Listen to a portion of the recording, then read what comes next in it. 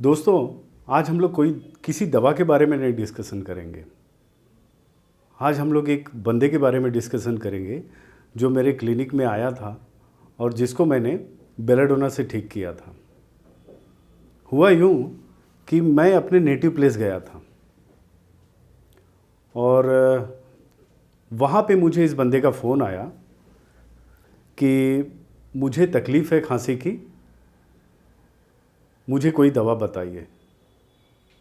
और इसके पहले उसने, ये मेरा रेगुलर पेशेंट था, हम करीब 5-6 साल से इसको जो भी तकलीफ़ होती थी वो मुझसे आके दवाइयाँ लेता था। तो काफ़ी कुछ हिस्ट्री इस बंदे का मुझे पता था।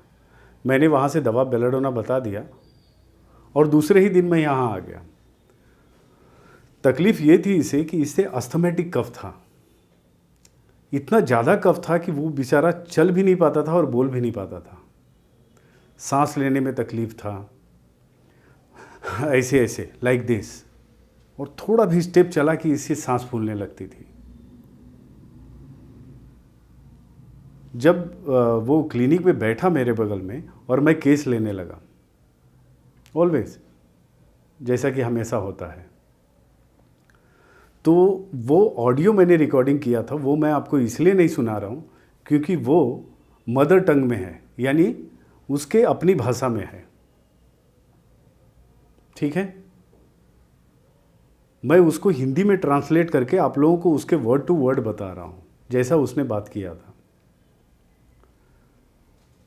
कुछ सिम्टम ऐसे हैं जो हमको बुक्स में नहीं मिलेंगे। Got it? हमारा मटेरिया मेडिका रोज नया, रोज उसमें कुछ न कुछ नए सिम्टम जुड़ रहे हैं। ऐसा ज़रूरी नहीं कि जो किताबों में है सिर्फ वही लक्षण है, आगे भी जुड़ते रहेंगे। तो वो मेरे पास वो बंदा बैठा हुआ था और मैंने बोला बताइए क्या क्या तकलीफ़ है। तो वो इरिटेशन में था और मैं डायरेक्ट उससे पूछ लिया कि आप चिढ़े हुए हो? बोलता है हाँ डॉक्टर साहब। अब मैं उसकी भाषा बोल रहा हूँ जैसे वो बोल रहा था। ओके, उसने कहा कि जब मैं बीमार रहता हूँ तो मैं नहीं चाहता मेरे पास कोई आए, मुझे कोई डिस्टर्ब करे, या समझिए मैं बीमार हूँ, अगर किसी का फ़ोन आया और वो मेरी तबीयत पूछता है तो मुझे अच्छा नहीं लगता कि कोई मेरी तबीयत पूछे। मैंने पूछा क्यों अच्छा नहीं लगता? नहीं, बस अच्छा इसलिए नहीं लगता कि जब वो आदमी मेरा प्रॉब्लम सॉल्व नहीं कर सकता तो वो पूछ क्यों रहा है। मैं अपने प्रॉब्लम को खुद सोच के उसको सॉल्व करने की कोशिश करता हूँ और उस समय मैं नहीं चाहता कि कोई मेरे को डिस्टर्ब करे। इस तरह का बेलाडोना का सोच होता है। फिर मैं बोला और बताइए, तो उसने कहा जैसे मैं बैठा हूँ, अब इतने दिनों से मेरी तबीयत खराब है, लोग मुझसे मिलने आते हैं, तो मैं चाहता हूँ ये जल्दी से जल्दी चले जाएं, ये कुछ पूछे नहीं।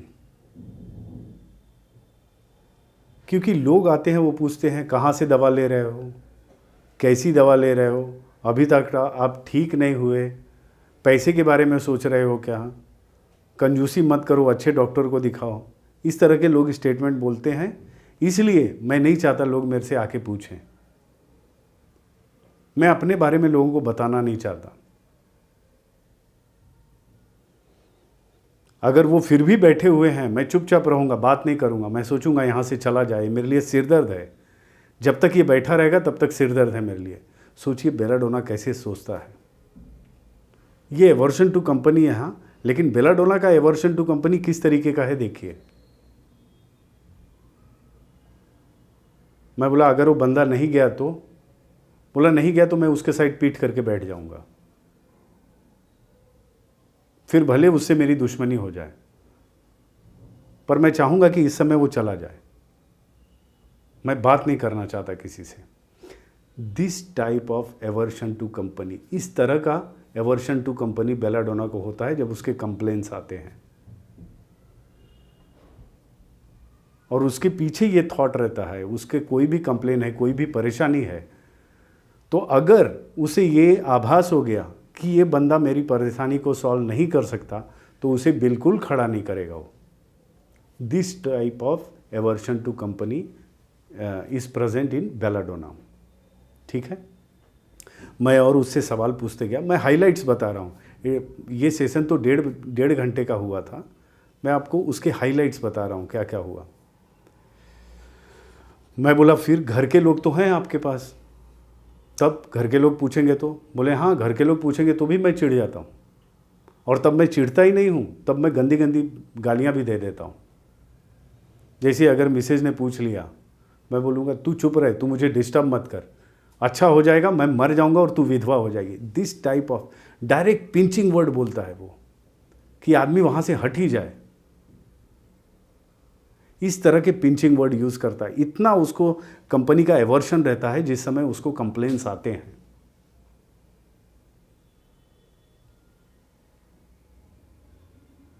फिर मैंने कहा आपने दवा क्यों नहीं लिया?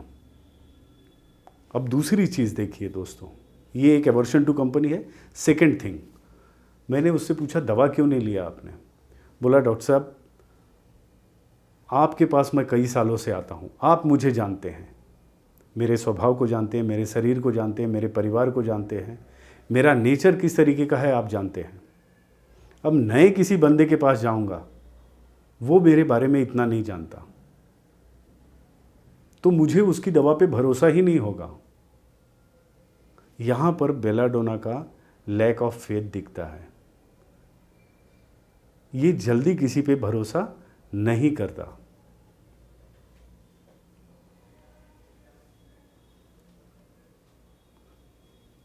पेशेंट ने फिर उसी की लैंग्वेज में बोल रहा हूँ, बोलता है मैं नहीं चाहता कि कोई मैं ऐसे बंदे के पास जाऊं जो मेरे बारे में जानता ही ना हो।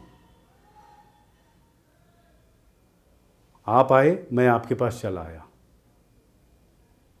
आप कहीं भी रहेंगे मैं चला जाऊंगा, आपसे मिलने ज़रूर आऊँगा। अगर मेरी बीमारी है तो भले आप 10 किलोमीटर दूर रहें, मैं वहाँ चला आऊँगा।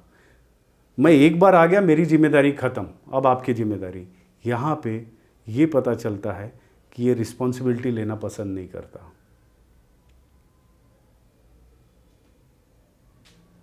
ठीक है दोस्तों, इस तरह का बेलाडोना का एटीट्यूड होता है।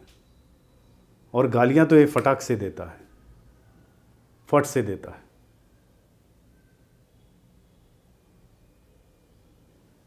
वो चाहता है कि मैं सिक्योर हैंड में जाऊं, और इसे डर भी देखिए, उसे एक पिक्यूलियर डर होता है। मैं बताता हूं कैसा। जैसे ये उसी का लैंग्वेज है, उसी के भाषा में मैं बता रहा हूं। उसने इस तरीके से कहा कि डॉक्टर साहब अगर मुझे सर्दी हो गई तो मैं चाहता, मुझे ऐसे ख्याल में आता है कहीं ये स्वाइन फ्लू तो नहीं है, कहीं मुझे कोई बड़ी बीमारी तो नहीं लग जाएगी। लोग मुझे कहेंगे कि नहीं नहीं ये सिंपल सर्दी है, इससे कुछ नहीं होगा।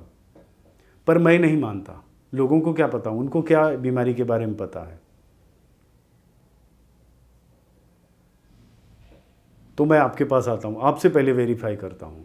अगर आपने कह दिया कि नहीं ये सर्दी है तो ठीक है, सर्दी है। सो ये हमेशा ये चाहता है कि कोई भी चीज़ें हो, कोई भी सोल्यूशन हो, अगर इसका कोर्ट मैटर है, समझिए कोई कंट्रोवर्सी चालू है, तो वो चाहेगा कि पहले मैं जाके वकील से बात करूं। आम आदमी के राय को सुनेगा पर तवज्जो नहीं देगा। इसका मतलब ये जल्दी किसी पे फेथ नहीं करता, भरोसा नहीं करता जल्दी किसी पे। Got it. कई बार ऐसा हुआ है कि वो पेशेंट, समझिए उस पेशेंट को फीवर था और मैंने उसके बच्चे को बता दिया कि अपने पापा को ये दवा दे दो, पर वो नहीं लेता है। जब तक वो बंदा मुझसे कन्वर्सेशन नहीं करता, मुझसे बात नहीं करता, अपनी फीलिंग शेयर नहीं करता, तब तक वो दवा नहीं लेता। मुझे कहता है वो पेशेंट कि अगर मैं आपसे बात कर लिया और मैंने अपनी चीज़ें बता दी तो मुझे लगता है कि आप मुझे समझ गए, और जब आप मुझे समझ के दवा देंगे तो सही रहेगा, तब वो दवा ले लूँगा, पर किसी के कहने से मैं नहीं लूँगा। So it is very difficult to convince belladonna patient. Belladonna patient को कन्विंस करना बहुत टेढ़ी खीर है। और जब कोई नहीं रहता बेलाडोना पेशेंट के पास, तो अपने आप को वो खुद से सोचते रहता है कि मैं कैसे ठीक करूं, क्या करूं, कैसे ठीक करूं, कंटिन्यूअस। और जब ये सोच चलते रहता है, उस समय कोई आ गया तो ये चाहता है हट जाओ यहाँ से यार, निकल जाओ यहाँ से। इस तरह का एटीट्यूड रहता है, गेट आउट। पर ये रूड लैंग्वेज यूज़ नहीं करता, पर वो अपने जेस्चर में बताता है। पीठ उसकी साइड कर लेगा, या अगर वो बात कर रहा है, समझिए अभी आप मेरे से ऐसे बात कर रहे हैं, तो बेलाडोना रहेगा, अगर वो चाहेगा कि कंपनी ये बंदा न रहे यहाँ, तो ऐसे बात करेगा, इस साइड मुंडी करके, जैसे कि जाओ यहाँ से, I don't want you, you cannot do anything. ना आप कुछ कर नहीं सकते तो यहाँ क्यों हो, आपकी ज़रूरत नहीं है मुझे। इस तरह का रफ एंड टफ रिलेशन रखता है जब बेलाडोना बीमार होता है। Got it. ये मुझे कुछ लोगों ने कहा कि सर केस टेकिंग या फिर कुछ ऐसे सिम्टम हैं जिनको रूब्रिक में कन्वर्ट कीजिए। अब ये सिम्टम एक ही है दोस्तों, एवर्शन टू कंपनी, ठीक है, लैक ऑफ फेथ, ट्रस्ट नहीं करता वो जल्दी किसी पे, रिस्पॉन्सिबिलिटी नहीं लेना चाहता। रिस्पॉन्सिबिलिटी क्यों नहीं लेगा? क्योंकि इरेसोल्यूट है, ये डिसाइड नहीं कर पाता। जब कोई बंदा कोई चीज़ डिसाइड ही नहीं कर पाएगा तो रिस्पॉन्सिबिलिटी कैसे लेगा? रिस्पॉन्सिबिलिटी मतलब एक ग्रुप ऑफ पीपल या एक सर्टेन पर्सन का आप जिम्मेदारी अपने ऊपर ले रहे हो, तो आपका माइंड उतना रिफाइन होना चाहिए, पर बेलाडोना में नहीं होता, वो कैसे लेगा? सो वो कहता है मैं आपके पास आया, ये मेरी ड्यूटी थी, ये मेरा काम खत्म, मेरी जिम्मेदारी खत्म, अब यहाँ से आपकी जिम्मेदारी शुरू। यानी जहाँ इंटेलेक्चुअल काम करना है वहाँ वो हट जाता है। मैं ये नहीं कहता कि वो डॉक्टर का काम करे, पर वो एक सर्टेन लिमिट तक अपना काम करता है, उसके बाद बोलता है नाउ इट्स योर ड्यूटी। दो टूक काम रहता है, एकदम तराजू लेके बैठे रहता है वो, पेशेंस नहीं उसके पास। उसी पेशेंट का मैं एक घटना और बताता हूँ कि वो अपने गांव से आ रहा था, यूपी में रहता है वो बंदा, अपने गांव से आ रहा था और एक बंदा उसे छोड़ने जाने वाला था कार से, क्योंकि वो इंटीरियर प्लेस में रहता है तो वहाँ से कार या जीप से उसे स्टेशन छोड़ना था। उस बंदे को 10 मिनट सिर्फ लेट हुआ और वो बंदा किसी हाई पोस्ट पे था, मतलब पॉलिटिक्स में, बहुत बड़ा हाई पोस्ट नहीं, आई थिंक सरपंच वगैरह था। ही स्टार्टेड अब्यूजिंग, वो बंदा उसे गालियां देने लगा। वो चाहता तो 10 मिनट वेट कर सकता था क्योंकि टाइम था उस बंदे के पास, लेकिन ये बेलाडोना का इम्पेशेंस है। अगर ये इम्पेशेंट होता है, कोई काम है अगर, तो वो काम लेट हो रहा है तो वो किसी का वेट नहीं करता, चाहे वो अपने आप को कोई भी तुर्रम खा हो। लेकिन बाद में जब इसका गुस्सा कम होता है, जब जैसे बेलाडोना का रश होता है ब्लड ब्रेन की तरफ, जब वो बेलाडोना का ब्लड रश होना कम होता है, जब इसका गुस्सा शांत होता है, तब ये रिपेंट करता है, तब इसे पश्चाताप होता है, अरे मैंने कैसे वर्ड यूज़ किए, मुझे ऐसा नहीं बोलना चाहिए था। फिर वो अपने आप को दोषी ठहराता है। सो दैट मच इम्पेशेंस, इसकी जो भी चीज़ें हैं ना उसमें एग्रेशन मिलेगा आपको। एक बात और बताना चाहता हूं मैं, जैसे मैंने पहले बताया कि एक जल्दी ट्रस्ट नहीं करता, इसको आप स्ट्रामोनियम से कंफ्यूज मत होइएगा, क्योंकि मैंने ये बताया कि एक बार ये पर्सन ऑफ अथॉरिटी के पास चला जाता है, फिर ये ट्रस्ट कर लेता है, फिर मैं अपने आप को सरेंडर कर देता है कि now it is your responsibility, ये मेरा यहाँ तक काम था, मैंने कर दिया, अब आपका काम है, क्योंकि मैं आप पे पूरा भरोसा करता हूँ। Now you do what you want to do. लेकिन स्ट्रामोनियम वहाँ जाके भी शक करता है, पता नहीं होगा कि नहीं। सो यहाँ पे ये दोनों में डिफरेंस है। देखिए, जब भी हम लोग केस लेते हैं ना दोस्तों, तो ऊपर से ऐसा लगता है ये शक ही है, और अंदर जाइए और अंदर जाइए और अंदर जाइए, तो आपको पता चलेगा इसकी शक का इंटेंसिटी कितना है, कितना शकी है ये, कितना सस्पिशियस है। हमारे मटेरिया मेडिका में या रेपर्टरी में कोई भी रूब्रिक है, उसमें 1 मार्क है, 2 मार्क है, 3 मार्क है, 4 मार्क है। तो जिसको 4 मार्क दिया जाता है ना, वो बहुत इंटेंस होता है। जिसको 3 मार्क दिया जाता है उससे कम इंटेंसिटी है, 2 मार्क्स वाले को उससे कम है, 1 मार्क वाले को उससे भी कम है। तो केस जब भी हम लेते हैं तो पेशेंट को देखते हैं, उससे बात करते हैं, उसके जेस्चर को देखते हैं, क्या इंटेंसिटी है इसकी। फिर उसके बाद हम क्रॉस चेक करते हैं, क्या ये जो बातें बोल रहा है वो सही है। मैंने लाइफ में बहुत बार पेशेंट को ऐसे क्रॉस चेक किया है, बातों ही बातों में, और कई बार मुझे लगा कि पेशेंट ने एग्जैगरेट किया है या झूठ बोला है। तो ये सब कला आपको आनी चाहिए अगर आपको केस टेकिंग करना है। तो मैं केस टेकिंग का कभी वीडियो बनाऊंगा दोस्तों, ज़रूर बनाऊंगा। ये बहुत बड़ा वीडियो बनेगा, इसलिए मैं अभी फ़िलहाल तो अवॉइड कर रहा हूँ, और अभी सोचा भी नहीं हूँ कि जल्दी बनाऊंगा, बिकॉज पहले मैं कुछ ड्रग्स डाल लूँ, कुछ दवाइयाँ डाल लूँ, then I will make it, sure definitely I will make it.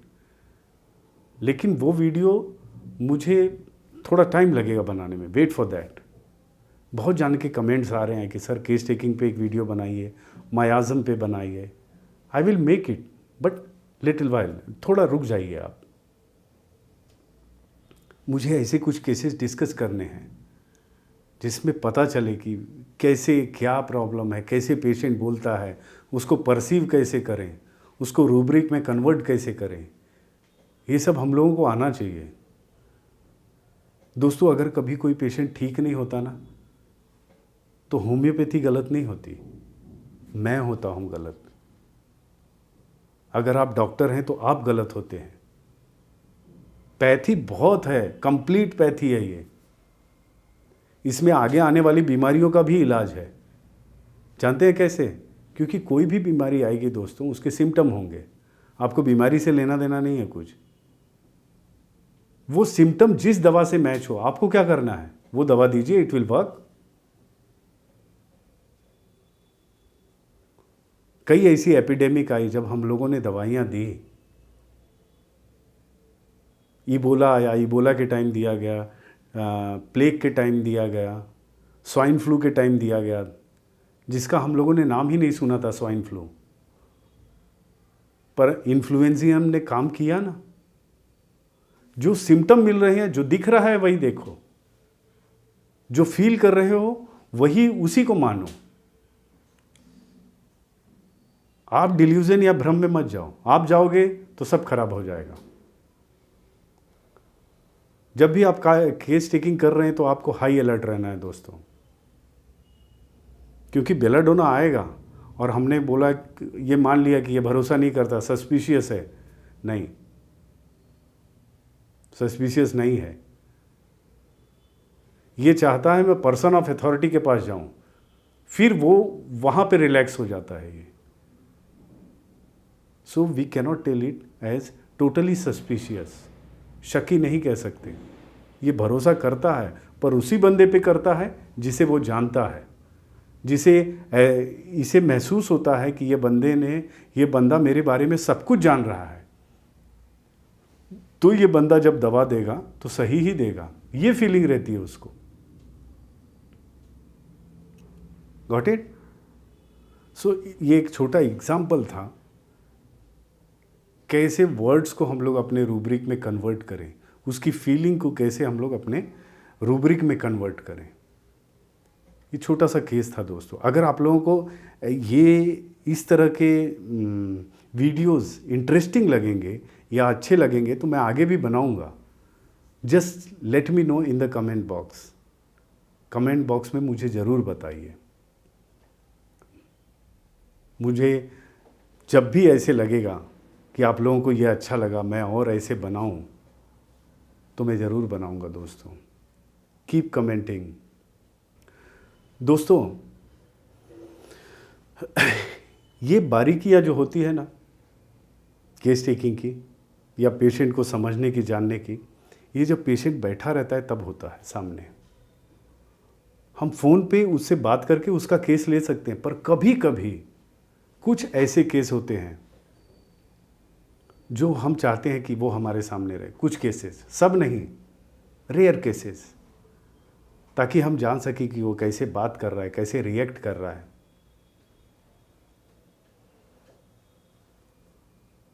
दोस्तों, कई सारे ऐसे पेशेंट्स हैं जो चाहते हैं कि मैं लाइवली उनसे बात करूं, मैं उनका केस सामने बिठा कर लूं।